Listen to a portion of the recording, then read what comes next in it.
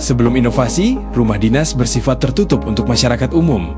Akses pengaduan warga sangat terbatas dan tersebar, di mana pada tahun 2023 hanya tercatat 203 aduan, dan tahun 2024 hanya 190 aduan yang masuk secara formal. Pelayanan administrasi dan jaminan sosial juga masih tersentralisasi di kantor dinas masing-masing. Jadi sesuai dengan komitmen kami waktu PJ Wali Kota dan juga masuk di program DPS kemarin bahwa rumah dinas wali kota menjadi salah satu peruntukannya untuk rumah aspirasi warga Palembang.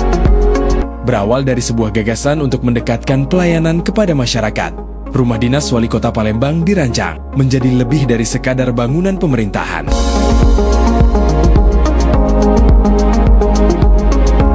Melalui rapat koordinasi yang dipimpin oleh penjabat wali kota Palembang bersama unsur Universitas PGRI Palembang dan organisasi perangkat daerah, berbagai ide dan masukan dihimpun untuk menentukan arah transformasi fungsi rumah dinas menjadi ruang publik yang bermanfaat bagi masyarakat.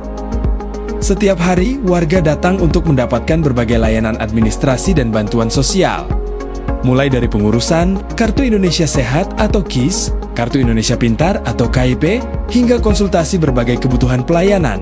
Di rumah aspirasi, masyarakat tidak hanya dilayani secara langsung, tetapi juga diberikan pendampingan agar setiap proses berjalan lebih mudah dan tepat sasaran. Selain layanan tatap muka, rumah aspirasi juga membuka ruang pengaduan digital yang terintegrasi. Berbagai keluhan dan aspirasi masyarakat yang masuk melalui WhatsApp maupun Instagram diterima dan ditindaklanjuti melalui sistem SP4N Lapor, sehingga setiap laporan dapat diproses secara transparan dan terukur. Tak hanya itu, rumah aspirasi juga menjadi pusat pengembangan sumber daya manusia.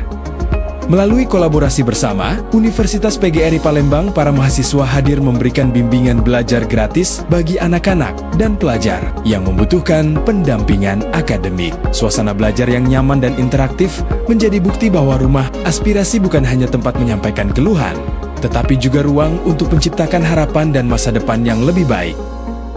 Sejak diresmikan, rumah aspirasi telah melayani lebih dari 43.048 warga yang memanfaatkan berbagai layanan administrasi, konsultasi, pendidikan, hingga penyampaian aspirasi masyarakat. Dalam bidang pengaduan publik, kanal digital yang terintegrasi berhasil menjangkau lebih banyak warga. Tercatat sebanyak 847 aduan diterima melalui layanan WhatsApp, sementara 1.706 aduan masuk melalui Instagram, yang seluruhnya diteruskan dan diproses melalui mekanisme pelayanan yang cepat dan terukur. Keberhasilan ini menunjukkan semakin tingginya partisipasi masyarakat dalam mengawal pembangunan dan pelayanan publik di Kota Palembang yang lebih membanggakan. Seluruh program dan kegiatan rumah aspirasi dijalankan dengan konsep zero budget. Melalui kolaborasi, gotong royong, dan pemanfaatan sumber daya yang ada, berbagai layanan dapat hadir tanpa membebani anggaran tambahan pemerintah. Lihat, ini untuk layanan yang ada di rumah aspirasi. Ternyata ini mendapatkan respon yang positif dari seluruh bukan yang di luar warga Palembang. Kami ingin memperpendek pelayanan, jangan sampai terlalu berjauh. Makanya salah satu solusinya ini kita jadikan tempat aspirasi. Enak Pak, di sini cepet langsung diituin, tidak repot-repot sekarang. Udah ini jatuhnya ke 4 kali. Ngurus KIS di sini, ngurus KIS kakak.